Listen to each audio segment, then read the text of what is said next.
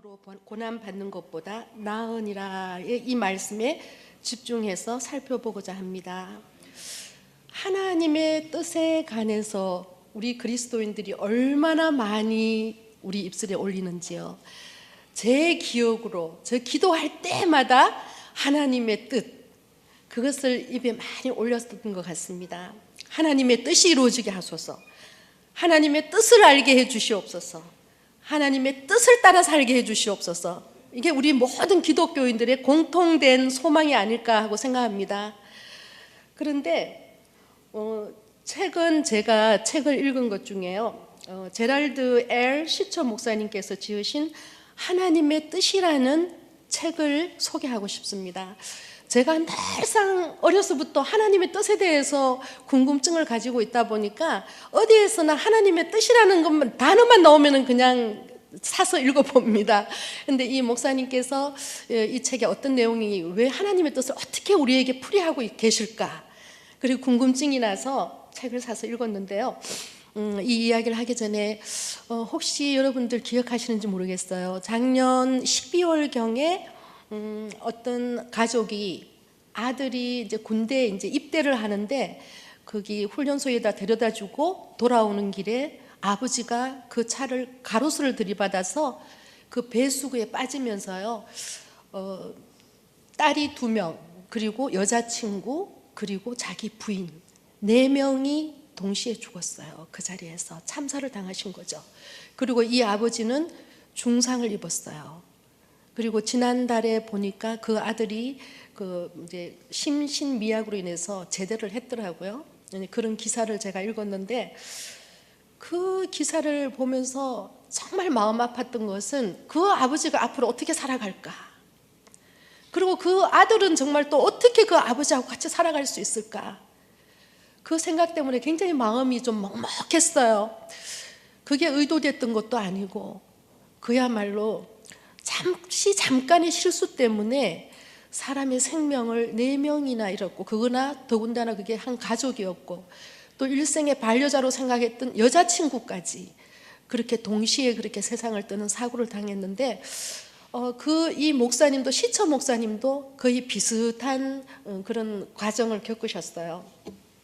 어떤 일을 겪으셨냐면, 결혼해서 한 6년까지도 애가 생기지 않았대요. 그래서 애가 생기지 않으면 정말 얼마나 많은 노력을 해요, 요즘도. 그래서 그 이후에 6년 동안에 아이를 4명이나 낳으셨대요. 그래서 얼마나 감사했겠어요. 결혼하시고 난 다음에 애가 오랫동안 안 생기다가 애가 4명을 그냥 가졌으니까 너무 행복하고 그냥 하나님의 정말 뜻이라고 생각하고 행복하게 사셨대요. 그런데 1991년도에 그 가을에 아이다호주 시골에 이제 외로이 뻗은 이제 고속도로를 달리는데 시속 137km로 맞은편에서 오던 음주 운전자가 이 차를 들이받은 거예요. 이 차를 들이받으면서 딸과 그리고 부인, 그리고 자신의 그 어머니, 또 3사람이 같이 돌아가셨어요. 그리고 이제 애들 3명을 키우는 이제 편부로 이제 삶을 시작하게 된 거죠. 한번 상상이 되세요? 사랑하는 부인, 또 어머니, 자식 다 세상을 떠나는 것을, 더군다나 내 과실은 아니라 할지라도 불의의 사고였긴 하지만 어쨌든 간에 그 과정으로서 얼마나 그 마음에 짐이 컸을까요? 그래서 이분이 근 2년 동안을 사시면서 이게 뭘까? 하나님은 왜 도대체 나에게 이런 일을 허락하시는 건가? 왜 나인가? 계속해서 질문을 하시고 혼란 길을 보내신 거죠. 근데 제가 호스피스 교육을 받을 때 죽음에 그 수용하는 단계, 그게 죽음의 단계가 처음에는 4단계였어요. 근데 요즘은 5단계로 이렇게 소개를 하더라고요. 근데 1단계는 부정이에요. 나한테는 정말 이런 일이 일어나서는 안 된다는 그런 부정하는 마음이 누구든지 내한테 어떤 일들이 이제 닥쳤을 때 부정하고 싶은 거죠. 그거를, 나한테 일어난 일들을 부정하고 싶은 그런 1단계가 있고요. 2번째 단계는 분노예요. 왜 이런 일이 나한테 일어나는가? 이걸 만약에 하나님께서 하셨다면 하나님 왜 나한테 이러세요? 이렇게 이야기하는 분노의 단계가 있고요. 3번째는 협상을 한답니다. 내가 이렇게 할 테니까 제발 이거 좀 나한테 피해가게 해주세요. 그게 협상의 단계예요. 그 다음에 이제 네 번째 단계가 오는데 그것이 우울의 단계예요. 내 힘으로 할 수 없고 상황을 변화시킬 수 없고 반전될 수도 없고 그 모든 상황 가운데에서 무기력감에 빠지는 거죠. 나는 아무것도 아니라는 거, 내가 할 수 있는 게 아무것도 없다는 그런 생각이 들면은 우울증에 빠지는 거예요. 예, 그리고 이제 마지막 5단계가 수용의 단계입니다. 이제는 어쩔 수 없이 내가 할 수 있는 게 아무것도 없으니까 부정도 해보고 협상도 해보고 타협도 해보고 그래도 내가 할 수 없기 때문에 그대로 받아들이는 그런 수용의 단계가 되면 죽음이 편안하게 맞이할 수 있답니다. 그래서 우리가 죽기 전까지 이 단계를 계속해서 겪게 되는데요. 목사님은 이 책에서 어떻게 말씀하시냐면 하나님의 뜻은 두 가지랍니다. 그것이 하나는 숨겨진 뜻, 하나는 계시된 뜻. 숨겨진 뜻과 계시된 뜻이 두 개가 동시에 있는데 이 숨겨진 뜻은 우리가 알 수도 없고 알아서도 안 되는 고유한 하나님의 영역이 있다는 거죠.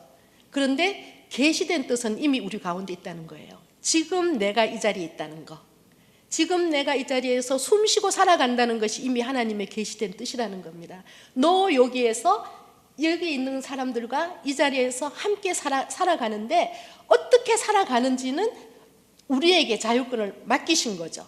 내가 미워하면서 살아갈 수도 있고 사랑하면서 살아갈 수도 있고 함께, 하나님은 이 세상을 참 사랑하시잖아요. 이 하나님이 사랑하시는 세상 가운데서 우리를 이 땅에 보내셨을 때는 우리가 모든 사람들과 함께 하나님의 뜻을 따라서, 하나님의 뜻은 딴 거 아니잖아요. 우리가 서로 사랑하며 사는 거잖아요. 그죠? 그러니까 사랑하면서 사는 거, 그거를 내가 결정해서 따라가면, 작은, 내가 눈에 보이는 작은 일을 따라서 가면 하나님의 숨은 뜻을 하나님은 그대로 진행시키신다는 거예요. 그게 뭐냐면 내가 오늘 살아가는 이 순간순간을 정말 최선을 다해서 사랑하면서 살아갈 때 하나님의 숨은 뜻이 언젠가는 우리의 눈에 열매로 나타나게 된다는 거예요. 네, 그것이 숨은 뜻과 계시된 뜻에 대해서 이 목사님이 깨달은 거였어요. 2년 동안을, 무려 2년 동안을 하나님 왜 도대체 나한테 이런 것을 허락하십니까? 계속해서 묻다 보니까 내가, 이분이 깨달은 것이 뭐냐면 하나님의 뜻, 우리가 알 수도 없고 알아서도 안 되는 그 뜻을 알기 위해서 내가 지금 계시된 뜻을 무시하고 살더라는 거예요.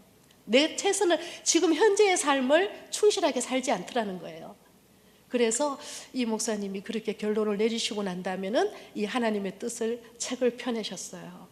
그래서 이 책을 통해서 저도 참 은혜를 많이 받았는데요. 제가 늦은 나이에 저는 신학을 공부했습니다. 근데 어느 날 그 목회학을 가르치시는 목사님께서 가만히 이렇게 보시다가 말씀하시는 거, 질문을 툭 던지시는 거예요.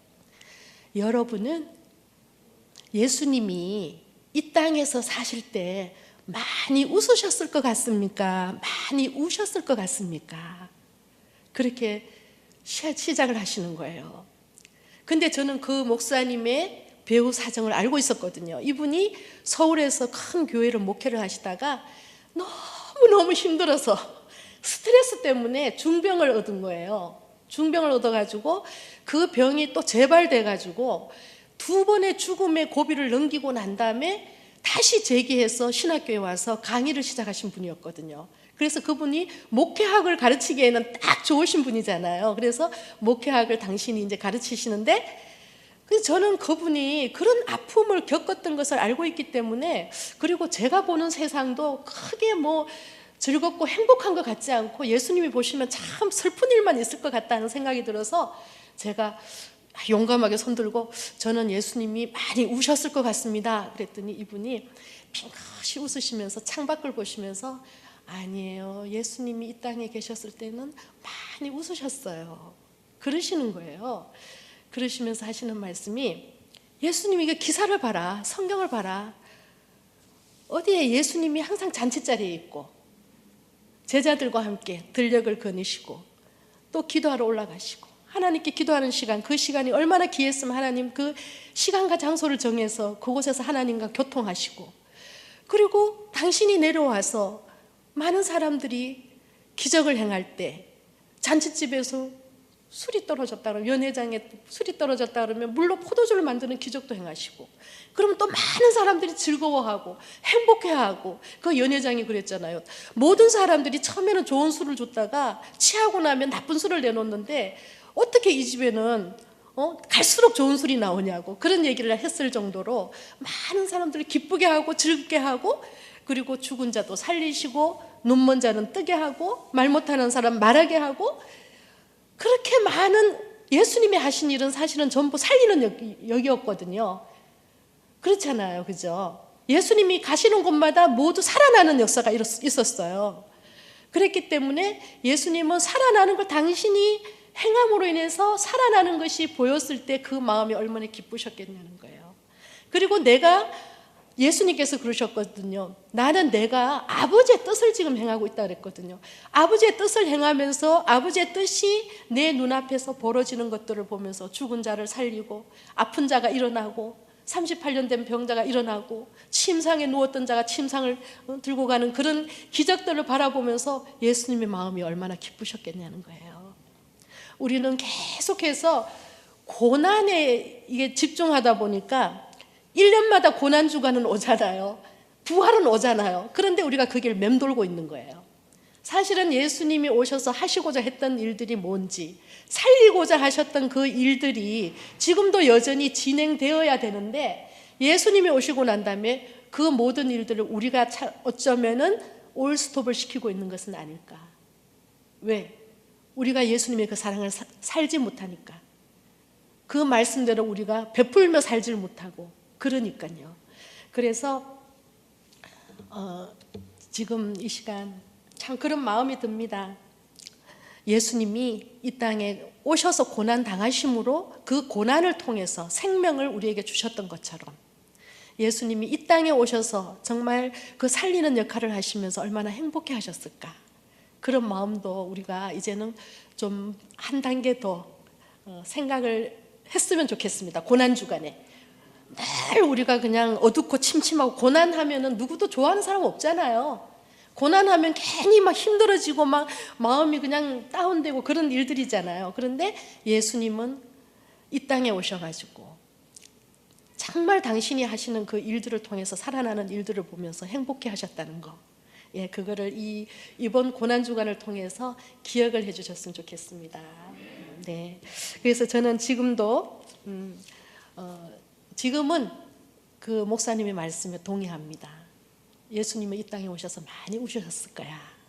우시는 것보다도 많이 웃으셨을 거야.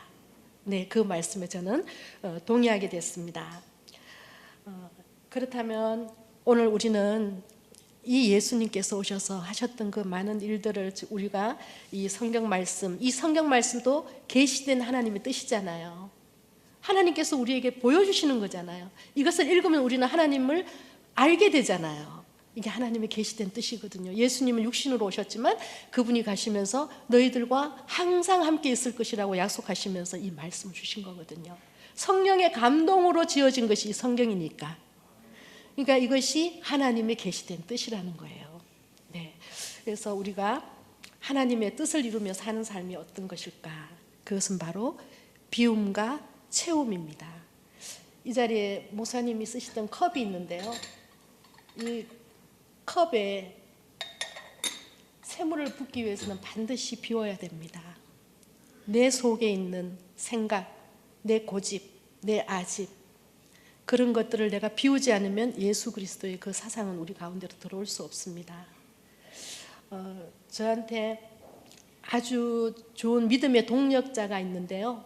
이제 권사님이세요. 근데 이분이 한 10년 전에 간암이 발병했어요. 발병했는데 이분이 참 믿음이 귀한 것이 아들이 그때 10대 중반이었어요. 근데 아들이 자기의 간을 주겠다 그랬어요. 근데 어머니의 입장에서 봤을 때 10대 중반의 아이니까 공부도 열심히 해야 될 상황인데 그 아들한테 그 간을 받을 수가 없더래요. 그래서 한 가지 이제 가족들한테 이제 선포를 한 거예요. 나는 죽어도 좋다. 하나님께서 나를 이 땅에 살게 하셨는데 이제 그만 됐다 하고 오라 하면은 나는 가면 된다. 하나님 앞에 가면 되는데, 하나님이 만약에 나를 살려주셔도 좋고 나를 데려가셔도 좋은데 지금은 시기가 아니다. 하나님이 내 마음속에 사인을 주실 때까지, 이제 됐다, 그 사인을 주실 때까지 나는 수술을 유보하겠다. 그리고 사시다가 4년 전에 이제 또 다시 재발이 된 거예요. 재발이 됐는데 작년 10월경에 저한테 연락이 왔어요. 한번 같이 식사를 하자고. 그래서 수술하게 됐다 그러는 거예요. 그래서 제가 너무 잘 됐다 그랬어요. 너무 잘 됐다. 또 하나님의 기적을 우리가 또 볼 수 있겠구나. 그리고 갔는데, 이제 그 다음 날 수술실에 들어가기 전에 저를 만났는데 얼굴이 완전히 까매요. 간이 다, 기능이 다 했으니까 얼굴이 그냥 까맣게, 그냥 혈색이 없어요. 붉은 혈색이 없이. 그리고 막 기미가 덮이고, 그리고 복수가 차서 이만큼, 거의 만삭이에요. 그 상태로 나온 거예요. 그러고서는 이제 그 10월 초에 수술을 했어요. 아들한테 간을 이식 수술을 했는데 2주 전에 저한테 또 연락이 왔어요. 이제 웬만큼 이제 나가서 이제 좀 이렇게 할 수는 있으니까 같이 또 식사하재요. 그래서 기쁜 마음으로 나갔어요. 그 친구의 얼굴이 어떻게 변했을까요? 복수는 이제 다 빠지고요. 그야말로 그냥 조금 이제 배에 나온 상태, 그 상태고, 얼굴에 그 검뜬 얼굴이 혈색이, 화색이 도는 거 있죠. 그걸 보면서 정말 우리 신앙생활도 마찬가지인 것 같아요. 우리의 근본은 하나님께로부터 왔잖아요. 우리의 근본, 그것이 하나님께로 우리가 그 뿌리를 두지 아니하면 우리는 살아있으나 살아있는 자가 아니라 죽은 자와 같다고 말씀하셨거든요.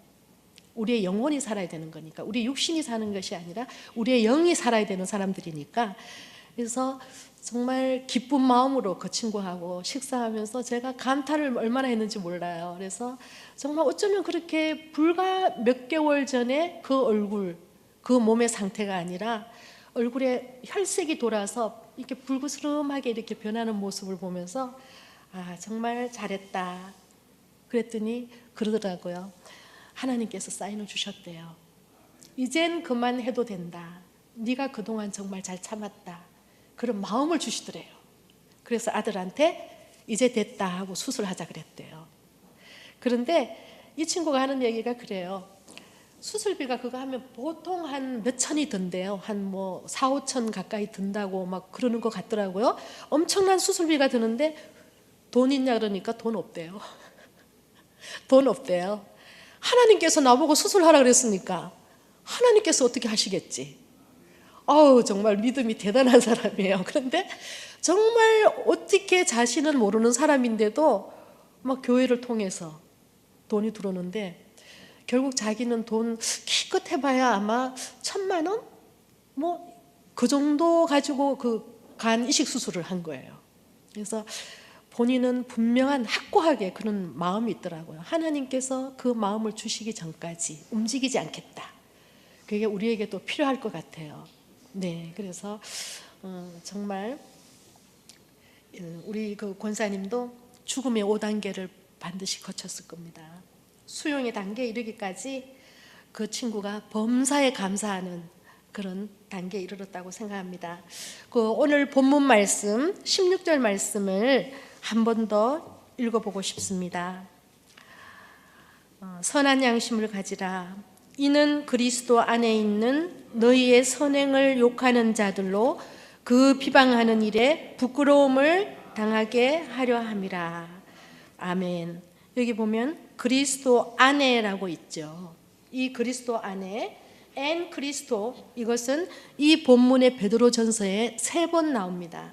그런데 바울은 그의 서신에서 무려 164회나 그리스도 안에라는 말씀을 합니다. 바울 사도는 어떻게 예수님을 만났습니까? 예수 믿는 사람들을 잡아 죽이기 위해서 동분서주하던 사람이 예수님을 만나고 어쩜 극적인 방법으로 예수님을 만났잖아요. 하늘에서 빛이 쏘여서 일시적으로 시력을 잃고, 그리고 그 음성에 따라서 그 눈도 뜨게 되고 예수님에 대해서 또 배우게 되고 베드로를 만나게 되고 그 모든 과정을 했기 때문에 이분은 예수님 밖의 삶을 상상할 수가 없는 거예요. 예수님을 정말 믿고 난 다음에 예수님을 만난 거죠. 살아있을 때, 예수님이 살아계실 때는 예수님을 만나지 못했지만 하늘에서 그 음성이 들리고 그 빛이 비치고 정말 내가 알 수 없는 그 일들, 예수님이 아니면 일어날 수 없는 일들을 이 바울 사도가 겪게 되면서 우리는 모든 사람이 예수님 안에 있어야 된다는 것을 이렇게 무려 164회나 되는 이 말씀을 이 바울 서신을 통해서 계속해서 하시는 것입니다. 우리가 이렇게 내 속에 예수 그리스도를 채우기 위해서는 내 생각, 내 모든 고집, 내 사상, 내가 이제까지 배웠던 모든 것들을 내려놓는 그러한 비움이 필요했다면 이번에는 흘려보냄이 우리의 삶이 돼야 됩니다. 흘려보내는 거. 슬픔의 땅 그 팔레스타인에는요 2개의 바다가 있습니다. 하나는 여러분들도 이스라엘에 갔다 오신 분들이 많으시니까 아마 아시겠죠. 갈릴리 해가 있고 그 다음에 사해가 있습니다. 근데 갈릴리와 사해는 그 물의 근원은 하나입니다. 요단강입니다. 요단강에서 그 물이 흘러와서 하나는 갈릴리로 가고 하나는 사해로 흘러 들어갑니다. 그런데 이 갈릴리 바다는요 한 방울의 물이 들어오면 그 한 방울까지도 흘려보내는 바다입니다. 그렇기 때문에 그 바다에는 생물이 살고요 모든 정말 그 물이 깨끗하고 강가에 나무가 자라고 또 새들이 노래하는 아름다운 생명의 바다입니다. 그런데 사해는 우선 물을 흘려보내지 않습니다. 내가 물이 한 방울이 들어오면 이거 내 거라고 저장하고 있습니다. 흘려보내는 길이 없답니다. 사해는. 그래서 들어오면은 그냥 내 거예요. 흘려보내지 않고 그대로 있기 때문에 여러분들 아시잖아요. 뭐 이렇게 물 같은 것도 이렇게 병이나 이런 데 담아 놓으면 시간이 지나면 썩잖아요. 그리고 찌꺼기가 내려앉고 더러워지잖아요. 그런 것처럼 이 사해 바다는 그렇답니다. 바다에 염분이 너무 많아서 물고기는 살 수 없답니다. 그리고 더럽답니다. 그런데 왜 이런 차이가 날까요? 바로 우리가 받은 것을, 갈릴리해는 내가 받은 것을 그대로 흘려보내고 사해는 내가 받았으면 그거는 내 거라 하고 흘려보내지 않는 그 차이뿐이랍니다. 그런데 우리 사람에게도 똑같답니다. 한 부류, 두 부류 똑같이 내가 하나님께 받은 은혜가 크면 큰 대로 그대로 흘려보내는 사람, 내가 누구에게 받았다면 그것을 남에게 주기보다는 내가 그것을 갖고 싶어하는 그 마음 때문에 우리는 마음이 강팍해지고 그걸 지키려면 또다시 우리가 강팍해질 수밖에 없잖아요. 그런데 남에게 흘려보내는 것에 익숙해져 있는 사람들은 그것이 너무 자연스럽습니다. 왜냐하면 우리 속에 하나님의 형상이 있기 때문에, 그 일을 하나님이 기뻐하시는 걸 알기 때문에, 그래서 그 선한 일을 하는 것입니다. 우리 예수님께서 그러셨습니다. 선한 분은 하나님 한 분뿐이라고 그러셨습니다. 저는 그 이야기를 말씀을 읽으면서 참 이해가 안 갔었어요. 처음에는 예수님도 선하시다고 생각했거든요. 하나님이 선하시면 예수님, 성령님도 반드시 선하시고 거룩하신 분이라고 기본적 이제 고정관념을 가지고 있었는데, 예수님이 하시는 말씀이 선한 분은 예수님 보고 선하신 선생님이요 그랬더니 예수님이 그러셨어요. 왜 나를 선하다고 하느냐? 선하신 분은 하나님 한 분뿐이다. 왜냐하면 예수님이 인간의 몸을 입고 오셨기 때문에, 당신이 이 땅에 육신을 입고 있기 때문에 당신이 선할 수가 없다는 걸 아신 거예요. 모든 육신은 죄인이잖아요. 죄를 짊어지고 가는 사람들이고 모든 사람이 죄인인데 예수님도 그 육신을 입고 오셨기 때문에 당신이 죄인이라는 거예요. 저는 그것을 처음에는 이해를 못했어요. 예수님은 당연히 나의 예수님은 왕이신데, 나의 왕이시고 내가 사랑을 바치는 전부인데 예수님이 왜 당신이 선하다고 하지 않을까? 근데 그 말씀의 깊은 뜻을 깨닫고 난 다음에 알았어요. 예수님은 죄인의 몸으로 이 땅에 오신 겁니다. 인간의 몸을 입고 이 땅에 오신 것입니다. 예수님이 왜 그렇게 하셨을까요? 하나님이 너무 하나님 만든 세상을 사랑하셨기 때문이에요. 하나님이 세상을 이처럼 사랑하사 독생자를 주셨으니 이는 저를 믿는 자마다 멸망치 않고 영생을 얻게 하려 하심이라 말씀하셨습니다. 지난주 예배 마치고 한 가정을 제가 신방을 했는데요. 그 신방하는 가운데 그런 일이 있었어요. 하나님을 믿으시냐고, 예수님을 믿으시냐고 물었어요. 그랬더니 솔직히 모르겠대요. 솔직히 당신이 그동안에 계속 교회 다닌다고 생각했고 저희들은 당연히 신앙이 있을 거라고 생각을 했어요. 근데 하나님에 대해서 어떻게 생각하시냐 그랬더니 횡설수설 하시는 거예요. 그러면 예수님은 어떤 분이라고 생각하느냐? 하나님이 세상을 창조하신 창세기 1장 1절에 하나님이 천지를 창조하셨다고 하는데 이 부분에 대해서 어떻게 생각하느냐? 그랬더니 또 횡설수설 하시는 거예요. 그래서 저 밖에 있는 나무를 봐라. 저 밖에 있는 나무를 누가 만들었다고 생각하느냐? 누군가가 없던 것을 있게 만들었을 텐데 그분이 누구라고 생각하느냐? 계속 파고드니까 하나님이 만드셨다고 그러시더라고요. 근데 예수님에 대해서는 솔직히 잘 모르겠다 그러셔요. 그래서 하나님은 우리에게 어려운 거 말씀하시는 분이 아니다. 예수님의 그 이름을 믿기만 하면 구원을 주시겠다고 약속하신 분이 하나님이시다. 예수님의 이름, 그 이름에 권세가 있고 그 이름 때문에 우리가 살고 죽고 하는 거다. 그래서 그 예수님의 이름을 믿겠느냐? 그리고 내가 영적 기도를 할 때 그대로 따라서 하겠느냐? 하시겠대요. 그래서 영적 기도를 했습니다. 천지의 창조주 되신 하나님과 또 나를 위해서 이 땅에 오셔서 내 죄의 문제를 해결해 주시고 그리고 나를 영원한 생명의 길로 인도해 주신 것에 대해서 감사하고 그 부분에 대해서 이렇게 기도를 했더니 다 따라서 하시더라고요. 그래서 참 우리가 믿는다 하면서 정말 하나님은 우리에게 다른 길을 주시지 않으셨습니다. 오직 한 길. 바다에도 길이 있고 하늘에도 길이 있다고 그러죠. 네. 그런데 우리 사람의 마음에도 길이 하나 있습니다. 그 길은 오직 우리 눈에 보이진 않지만 예수 그리스도, 내가 길이요 진리요 생명이라고 말씀하신 그 예수님, 그 예수님만이 길이 되십니다. 네, 그래서 오늘 이 시간 저희들이 기억할 것이 예수님이 이 땅에 오셔서 고난당하시고 그 고난을 통해서 우리에게 생명이 부어진 것처럼 우리가 선을 행함으로 우리가 고난을 당하는 것이 하나님의 뜻이라고 말씀하십니다. 네, 선을 행하든 악을 행하든 반드시 우리는 심판대 앞에 서야 될 사람들입니다. 그러니까 악을 행하면서 고난을 당하는 것보다는 선을 행함으로 고난당하는 것이 얼마나 더 복된 일입니까? 네, 우리가 끊임없이 싸워야 될 이 믿음의 싸움에서 지지 않고 승리하는 우리가 다 되기를 간절히 소망합니다. 네, 이 시간 기도하실 때 우리 예수님을 좀 깊이 묵상했으면 좋겠습니다.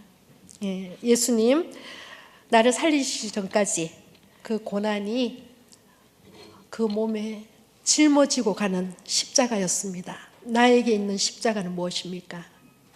우리 가정에 있는 내가 짊어져야 될 십자가는 무엇입니까? 그 십자가를 깊이 묵상하며 기도하시겠습니다.